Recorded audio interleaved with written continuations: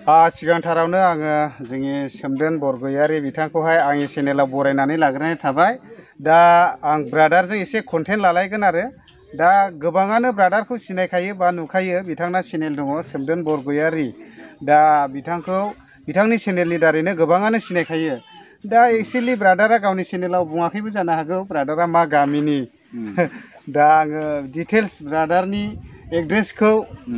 सोंनानै लाजोबगोन आरो बेजों लोगोसे मा उद्देश्य लानानै ब्रादारा इउटुब चेनेल खुलिदों दा आंखौ ब्रादारनिफ्रायनो मिथिनानै लाजोबगोन। दा आं गिबियावनो ब्रादारखौ सोंगोन जाहैबाय दा ब्रादारा मा गामिनि मा डिस्ट्रिक्टनि बेखौहाय खिन्थानानै लाहोग्रोदो।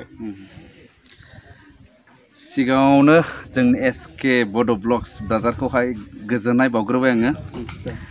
बेनिफ्राय आंनि नामाथ' सोमदोन बरगयारि। आंनि गामिया चिरां डिस्ट्रिक्टनि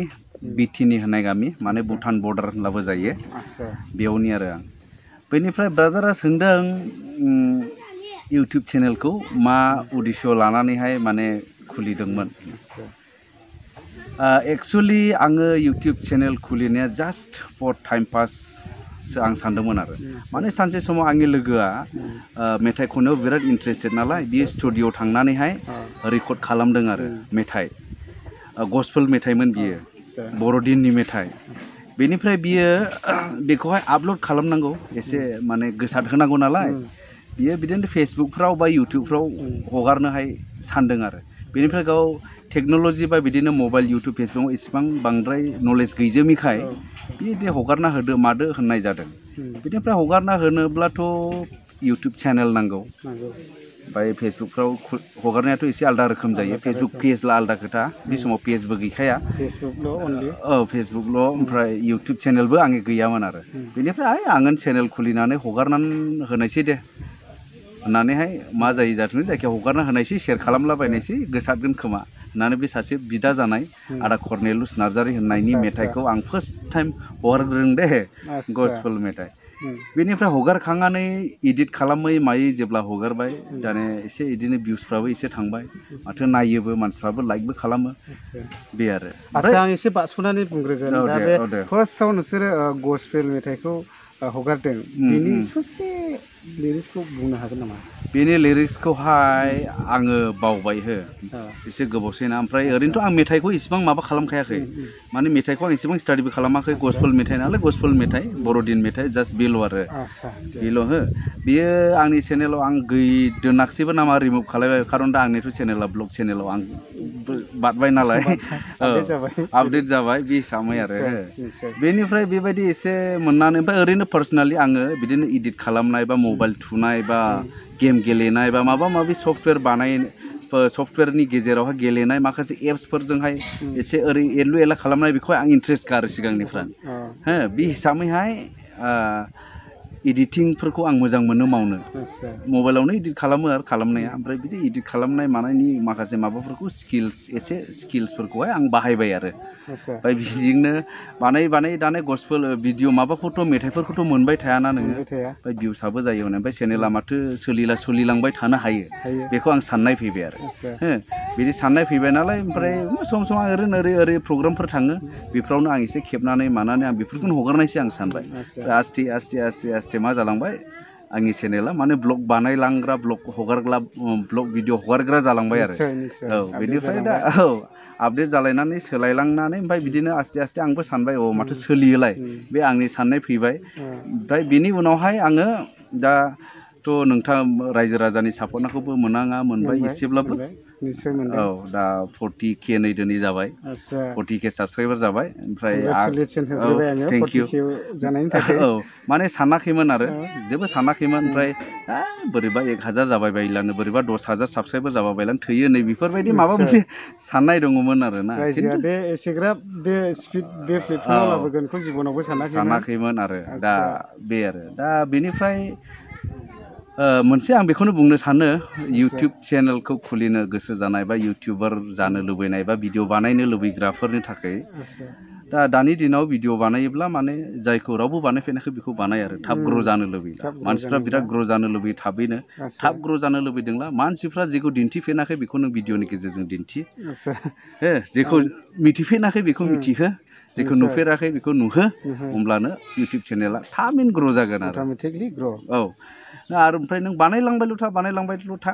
नोंनि भिडिअ'आ बबे भिडिअ'आ दे नोंनि लामाखौ सोलायनानै नोंखौ गोजौआव फोजौगोन बेखौ जों रावबो हमनो हाया बेनिखायनो बानायलांबायल' था आपल'ड खालामलांबाय था बबेबा भिडिअ'आ नोंनि सानसे समाव भाइरेलबो जाहैनो हागौ बेनो नों खेबसेनो ग्र'बो जानो हागौ आरो खुनु बुंनो हाया आदसा आरो बेजों लोगोसे आङो ब्रादारनावहाय मोनसे कुइसन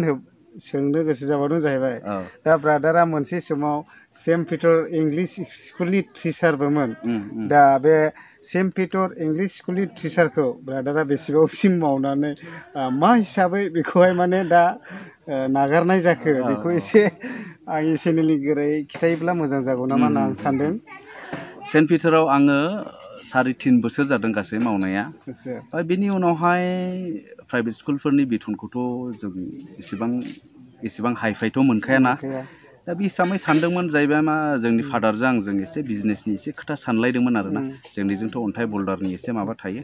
बेजों बोरै सोलिनो एसे सुबिदा मोनदों बे अन्थाइफोरखौनो एसे बोनानै बा बिदिनो बिजनेस जोंहाय थांदिनि नामा होननानै आंखौ लेंहरदों आरो बिनिफ्राय लेंहरनायनि उनाव आंबो दे होमब्लालाय होननानै आफानि साननाय बायदिनो सापर्ट होनानै मोनसे बिजनेसाव ओंखारदोंमोन आंनि फार्स्ट बिजनेस पार्टनार बै जाय जादोंमोन बै आमा एम सालायमोन दे एक्सिडेन्टलि बे थैनानै थांबाय जों सानैजों बांलादेश बर्डार खाथिसिम जों बल्डार साप्लाइबो होदोंमोन बेनि उनाव बिदिनो सोलियै इसेबां सोलिनो हायाखै फादारनि थुनलायनायाव ने औ जोंनि फादारनि बिथोन बियो बेबायदि मावदिनि नामा गावथ' ओंखारनोबो हालाय नालाय आंथ' एसे यां जाहैथिबाय दा बे हिसाबैनो बे बिजनेसावहाय गाव सुबिदाखौ एसे मोननायखाय नों उमुकजों थाफानानै मावदो होननानै गावनो फाइनान्स खालामलायदोंमोन आरो जोंनि फादार खिन्थु खाफाल गाज्रि मोनफ्रोमबो बिजनेसा बयनिबो थाखाय सोलिया नालाय दा बे माने इसेबां मोजां सोलियैखाय जों दोनथ'नाय जादों आरो दोनथ'नानै बिदिनो गामियाव थारलाबायना गुबुन माबा ओरै धान्दा खालामबाय थानायावनो बिनि गेजेरावनो नैबे इउटिउब चेनेलाव फैनानै दा फ्राय माने इउटिउबाव भिडिअ आपल'ड होग्रा बा भिडिअ बानायग्रायानो दा जानानै थानाय बायदि जाबाय आरो सिगांथ' इसेबां रेगुलार नङामोन दाथ' रेगुलार बायदियानो जानो हमबाय नै आरो रासिन रेगुलार जालांबावनांगोन जेब्ला चेनेला आरोबाव देरलाङो नै बेयाव जानानै थाबाय आरो दा जेनेबा आं मोनसे कुइसन होबावनोसै ब्रादारनाव दा जिथुनाखि दा ब्रादारा दे इउटिउबखौ मोजां मोननानैहाय इउटिउबखौ सोलिगासिनो दं दा इउटिउबनिफ्राय बेबायदिनो फेसिलिटिखौ मा साइज मोननानै गोसोफ्राव इउटिउबनि फेसिलिटि होनोब्ला बुस्थुआ इउटिउबाबो खिन्थु गोरलैयै फैसाखौ होआ दे भिउस बिराद नांगौ मेन इम्परटेन्सआ भिउस नांगौ नालाय दा भिउस नांगौखायनो जों जेब्ला हार्ड वर्क खालामनानै माखासे कन्टेन्टखौहाय जुदि नों एसे खस्थ' खालामनानै बबेबा खनानिफ्राय जायखौ रावबो लायाखै बे कन्टेन्टखौ बिनि सायाव रावबो भिडिअ बानायाखै बेखौ रावबो मिथिया बे नोंनि थाखाय खस्थ'बो जानो हागौ दा बे हिसाबैहाय नोंनि खस्थ' खालामनायनि माबायोथ' नों फार्स्टआव माने मोनो आरो बिनि फेसिलिटि होनोब्ला फेसिलिटिया अपेनखा नालाय बयनिबो थाखाय दा नोंनि कन्टेन्टआ जुदि अजन गोनांब्ला भिउसआ अट'मेटिक थांखायो नालाय ओमफ्राय भिउसआ मोजां थाङोब्लाथ' नोङो थोजासे खरसखौथ' मोनखायोखा जाहैबाय नालाय बे आरो बेनिफ्राय आङो मोनसे खोथाखौ बुंनो सानो दा जों जिबायदि नुयो आरोना इउटिउब चेनेलावहाय सोरबायदि मानसिया ग्र' जायो आं बेखौ सोफादेरनि दे आं बेखौ एसे इम्परटेन्ट बायदि मोनो आरो दा सोरबा जुदि फेमास जाखानाय मानसि बा सेलिब्रिटि मानसि बा एक्टर एक्ट्रेस बिसोरो जुदि इउटिउब चेनेल खुलिब्ला बिसोर उइदिन न' टाइम माने खम समावनो बिसोर ग्र' जानो हायो मानो होनोब्ला बिसोरखौ बयबो सिनायखायो बिसोरखौ मोजां मोनग्रा अलरेडि दंखायो बिसोरो इउटिउब चेनेल खुलियाखैब्लाबो बिसोर अलरेडि स्क्रिनाव ओंखारग्राखा माने केमेरा फेस खालामग्रा मानसिखा दा बे हिसाबै बिसोरनो उमुकनि होननानै अट'मेटिक बिसोरनि जि थाखानाय फेन्स बा मोजां मोनग्रा मानसिफोर बिसोर थाबैनो बिसोरखौ सापर्ट खालामो बा नायनो मोजां मोनो बिसोरनि भिडिअखौ खिन्थु जोंनि सोरबाफोर माने ओरैनो नर्माल मानसि जेन'बा नों आं जेरै जों जेन'बा जों बायदि मानसिया नै सानना नायदो आंबोथ' बोसोरनैनि बारबाय दासिम 4K साबसक्राइबार ना दा बे हिसाबैहाय जों बायदि मानसिफोरा नर्माल मानसिया जुदि थाब फेमास जानांगौब्ला टाइम लायो ओमफ्राय खस्थ' खालामनांगौ जायो जेन'बा बिब'स मोना मानि थाखाय थाब ग्र' जादों बियो रावबो बानायफैनो भिडिअ बानायो बियो